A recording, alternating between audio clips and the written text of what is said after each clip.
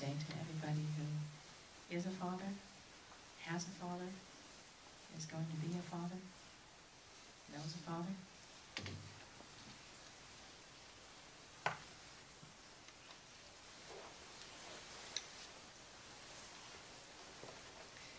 Thank you, Vansel, for doing your drumming during our meditation. Seth is on a weekend retreat with Louis Dourdem-Free, so we don't have our sound healer and our didgeridoo today, so thank you, Vansel, for stepping in. And this is our guest speaker today, Gayane Kulikyan, and she's going to be talking to us about oneness and getting into the oneness. And she's brought some materials from her instructor, and she's going to be sharing with us this beautiful healing modality, how it works and why it works, and so we'll be hearing from her later on. Thank you for being here. Thank you for having me. So it's Father's Day, and I don't think we did anything in particular for Mother's Day. It's because we were closed on Mother's Day, that's right. I was thinking why we didn't do anything, but we weren't even here, the building was closed. So Father's Day, a very special day for a lot of people. Some people, I don't know that many of them, quite honestly, that can go into the Hallmark store and pick up those cards that have those beautiful poems in them and read all those verses that talk about how amazing their father was and how they were always there, giving them all the guidance and always being there in a perfect way, and how they wouldn't be the person they were today without their father. I'm sure there are a lot of people that read those cards and feel connected to that energy. But I think there's a great deal of us that don't feel that energy. And when you don't feel that energy, when you don't feel like you look at your own father and you compare them to somebody that does have that energy, we can have a sense of, why didn't I get that, Dad? You know, am I not good enough that I didn't get that kind of father that would do that thing for me? But the point is, sometimes our greatest teachers are those that have the negative role model aspect. You've heard me talk about negative role models being as powerful as positive role models. And this is what we choose when we come into this lifetime. Some of us choose these amazing fathers who have learned how to love themselves, and only when they can truly love themselves do they have the ability to give themselves in such an unconditional way to somebody else. So many of us have fathers, myself included, who never really learned how to love themselves. And this doesn't make them bad people, it doesn't make them bad fathers. It just makes them people who have yet to finish that part of their own spiritual journey. And we choose our parents, oh yes we do, as we do our siblings. This is my lovely daughter Jocelyn here, for those of you that haven't met her. She chose me. I thank you for choosing me. We choose our parents. We have these contracts that we know ahead of time. We choose the day of our birth. We choose our sex. We choose what culture we'll be born into. This is all done at a group level with our soul contracts. We choose everything about our existence, even the moment that we're born, that affects the astrology and the numerological aspects and the cultures that we inherit from our families. We not only pick up our parents' blue eyes or brown eyes and their height and bodily proportions, but we also pick up their emotional anatomy. And so we choose, in a very well orchestrated, timeless piece, of a blueprint of how we want to come in. The trick is then, what do we do with that information when we get here? And that's the greatest joy of all, is how many of us have set out to accomplish something and it seemed difficult at first and there were challenges, but once we get on the other side of it, we figure it out, we go, oh, that wasn't so bad. I think when I became a mother, when I was in labor with Jocelyn, as some of us that are mothers, we know labor can be a pretty horrendous thing and it takes a long time and it's exhausting, and during the process you're going, I don't want to do this anymore, I don't want to do this anymore. It's too hard, it hurts too much, I'll never do this again. And then the moment that the baby is born and they hand it to you, you go, oh, that wasn't so bad. This is worth it, I'll do this again. That's what we're here to accomplish with our soul contracts. I know it seems hard sometimes, and it's confusing, and it's frustrating, and sometimes we can feel really alone. And sometimes it can feel like it's just so unfair that we got all of this handed to us and somebody else got that handed to us. And remember, that's ego. Ego compares. Ego says, I have this and they have this, and why did I get that? So anytime you feel yourself comparing you to another person, that's your ego at foot.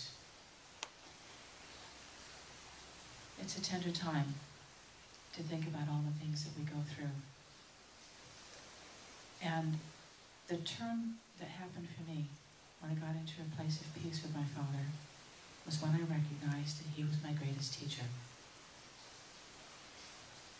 He did it by teaching me all the things not to do, but that's okay.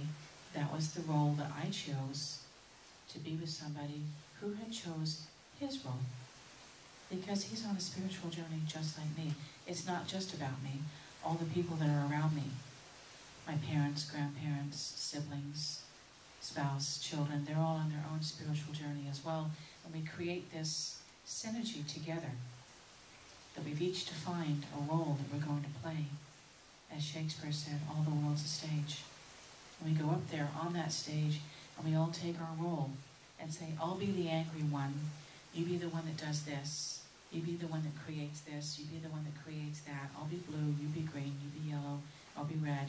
And in the next scenario, we all choose the different roles for purposes of spiritual growth, for purposes of seeing something from multiple perspectives.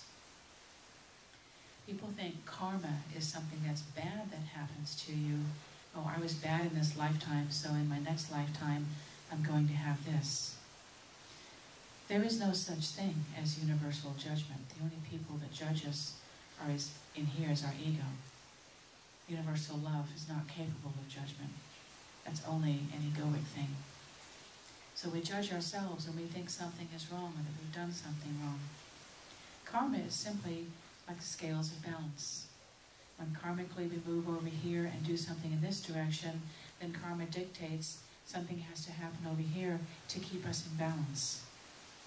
So if we do something that was not of the highest vibration, then karma will put us in a situation where something will happen where we again have to experience how to get through it to again attain the higher vibration. Karma is simply reintroducing us to situations until we get it right. We didn't get that information in there, so we get another situation presented to us. Karma is simply re-opportunity introduced to us to keep on having the things presented to us until we get it. And once we get it, we move to the next level. And so a lot of healers, I hear them saying, when do I get to finish being healed? I've done so much work. I've done all these layers. I'm exhausted. I don't want to do it anymore. I don't really resonate with that. The more I heal, the better it gets. The more layers I find. It's like you dig and you find a treasure. Well, keep on digging, because every time you dig to another layer, you find another treasure. You find another piece that you get to release, another level that you get to experience. Why would you want to stop? Why would you want to stop finding treasures? I will continue to work on myself until my last breath in my body. And I don't know whether or not I'll ever get to the bottom layer, but I'm enjoying the journey on the way, because every time I get to something, I feel all that much better. Sharing things, being intimate. In April, when I was at Lisa Nichols' conference, I heard this expression, intimacy. Into me I see. Intimacy is not getting close to somebody else, it's getting to know ourselves. And the deeper we get in there, the lower we look at the layers, the more we learn how to forgive and understand that we are truly beings of light, that we are expressions of a divine source that we can't even name. Most people use the word God. God for me is not a paternal energy that guides and judges and dictates. God for me is a universal life force that does not judge. Because how can pure energy even exist in a singular fashion? We are all that energy. And judgment only comes from within ourselves. I have an expression I haven't used in a while. we wouldn't let anybody talk to us the way we talk to ourselves. We would probably hit somebody who talked to us the way we talk to ourselves. We put ourselves down, we call ourselves stupid, we reproach ourselves, we give ourselves all kinds of, I should have done this, I should have done that, why didn't I do that, why didn't I do that, I need to be doing this. If somebody was standing next to us talking to us that way, it would be unbearable. But we don't even recognize that that's how we communicate with ourselves. And so I consistently encourage you to check your inner dialogue. Develop a practice, develop a habit of speaking to yourself kindly. And that doesn't mean remove yourself from accountability or responsibility, but just understanding, you know, I was really tired that day. I was in a place of fear, and so when this person said that to me, I felt this and I lashed out. Be responsible for your own actions, but that doesn't mean you have to punish yourself and say, okay, I understand why I did that. And now I understand that I have no reason to be afraid. When that situation happens again, I've got a really good chance of not creating the same action. But you've got to go back and replay it. And ask yourself, if I wasn't afraid in that moment, if I didn't have that fear in that moment, how would I have reacted? Visualize the retake of it. Our brains and our bodies and our cellular memory will always look to the higher vibration. So we have the event that actually happened, and then we have the imagined recreation of how we would have loved to have handled it had we not been caught by surprise and had an emotional trigger. And the brain says, oh, there's that one, oh, there's this one, I like that one. And our brain will choose the higher vibration every time, and the next time that similar emotional trigger gets snapped, the brain will revert to the action of choice. And all of a sudden, you hear yourself behaving in a manner that you're like, wow, I really handled that so much better, because you gave yourself the tools. I mentioned in the intuitive anatomy class, conscious anatomy class last week, imagine if you've got the most beautiful, incredible $200,000 sports car. It is a finely tuned sports car that is the most incredible design. And you own this. And something's gone wrong with the machine, so you hire the only mechanic in the world that could possibly know how to fix this car. And he flies in, because you've called him from Italy or somewhere, because he's got to come in. Only he can fix your car. But he arrives, and his tools got held up in baggage claim. His tools were lost. And you've got this incredible machine. There's something wrong with it. And you've got the most knowledgeable mechanic on earth, but he's arrived. How much can he do without his tools? Almost nothing. We are human beings, living and existing in time and space.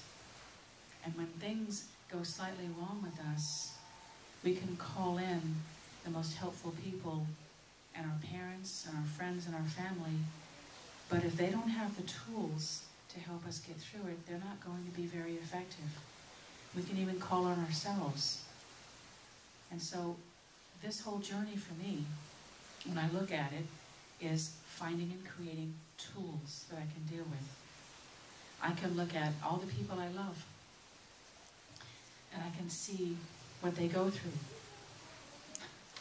But if I don't have the tools to help them, I'm just going to sit there like that mechanic looking at the car frustrated that I can see what's wrong, but I don't have the tools to fix it. And that's what our parents go through. And what we go through sometimes as parents, we can see what's wrong, we can see the pain, we can see that something needs to be fixed, but we're stifled and we're put into a place of disaction because we don't have the tools. So my personal journey has been all about finding the tools that I need.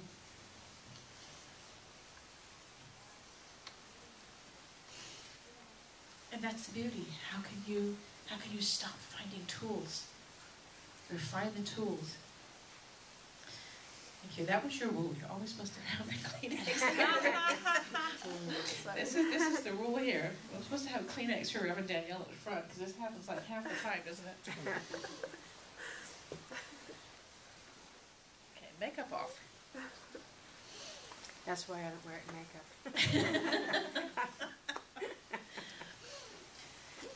So this is what we get to do. All the healing modalities, all the prayer that we do, all the meditation, all the introspection, all the inventory of everything that we're doing, we're creating tools. The engine is always going to break down and need maintenance, just like any finely tuned car. If any of you have had a sports car, you know that they are the most maintenance high things. You know, we're not talking about basic sedans here. We're talking about the most finely tuned, amazing machines, and that's what we are as human beings, and we need maintenance. Sometimes we're in total breakdown, but even when we're not in total breakdown, we constantly need maintenance, and that's what our tools are. We look to our parents to give us those tools, and sometimes they don't have them, because nobody gave them those tools. So it's up to us to find our own tools. And if that for you is meditation, going through courses, learning, doing whatever you have to do, find the tools. Audubon and I we sometimes go to remodel our house, or we go to put up drapes, or we try to do things, and we don't have a toolbox, and Audubon always says, you know, it's about the tools. You can do anything you need to do when you've got the right tools. That right wrench, that right hammer, that right piece. And anger is like a hammer. So many times we only have that one toolbox with that one tool in it, and we bring out the hammer, because that's the only way we know how to deal with things. And everything else around us looks like a nail, and we bring out our hammer and we smash it. Not really very effective. We need other tools. Love of yourself is the key to the toolbox. You can't even begin accessing those tools until you love yourself. And then the toolbox opens. And then you have all of these things that you can access. Like pausing, compassion, recognizing that when you see someone behaving badly, they just are not feeling good themselves. They don't have tools. One of the greatest tools you can pull out of that box is not taking things personally, because they're not. They're not about us. Who's ever feeling badly, it's about all of their journey. And so we engage in non-judgmental discernment. We don't judge those that behave badly around us, but we discern if we want to be around them, how long, and if we can help them. And if we don't have the tools to help them, then we simply stay in a place of sending them love and light. So I've made it my destiny here to create a place where people can learn to find the tools. That is what the Temple of Light is. It's getting in touch with this in here and finding the key to your own toolbox. And then it's a treasure trove. You've got thousands of different tools to pull on, getting into that oneness in here, that place of perfection. And that's where we find, when we love ourselves, we love everybody else. When we like ourselves, we like everyone else. When we don't judge ourselves, we don't judge anybody else. When we cross over, our guardian angels will ask us one question. And this is the life review. How did we treat ourselves? Because how we treat ourselves is ultimately how we treat other people. It is impossible for us to have a kind, loving heart, to speak to ourselves with patience and forgiveness and love, and then turn around and lash out at somebody else. It's not possible.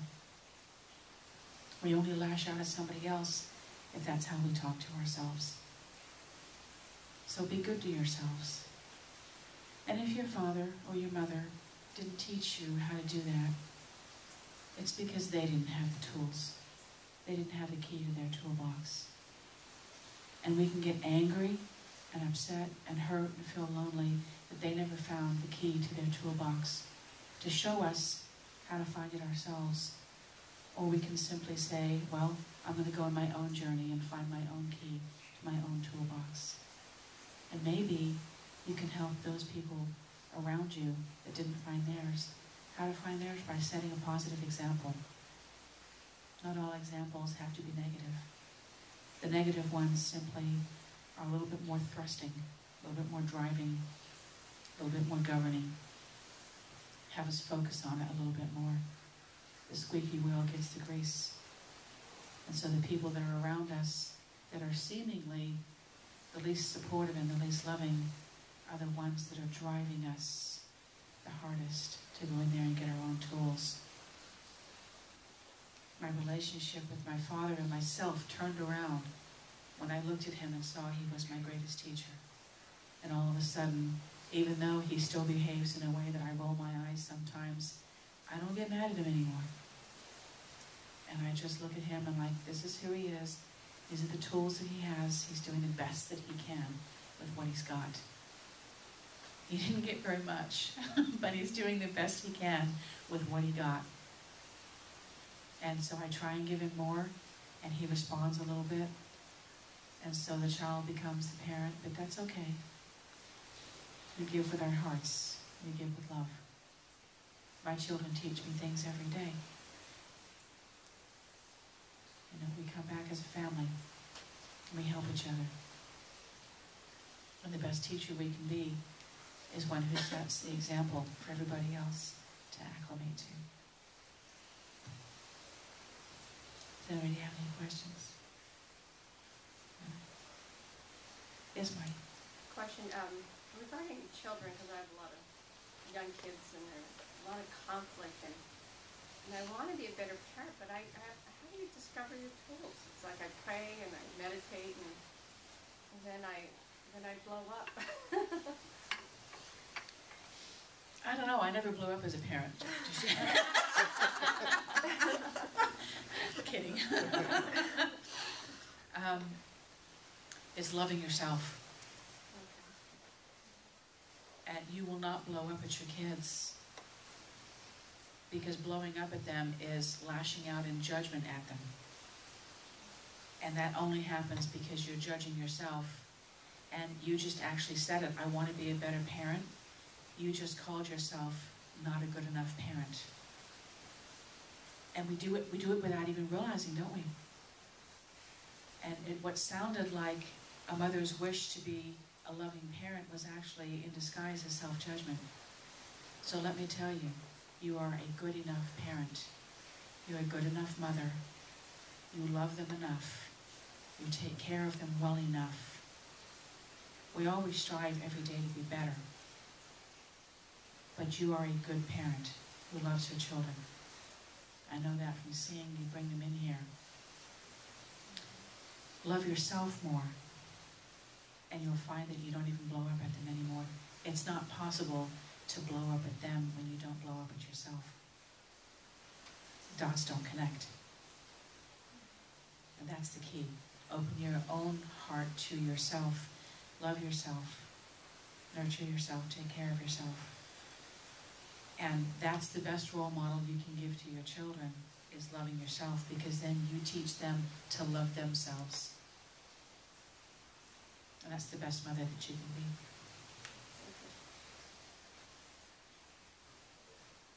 Anybody else?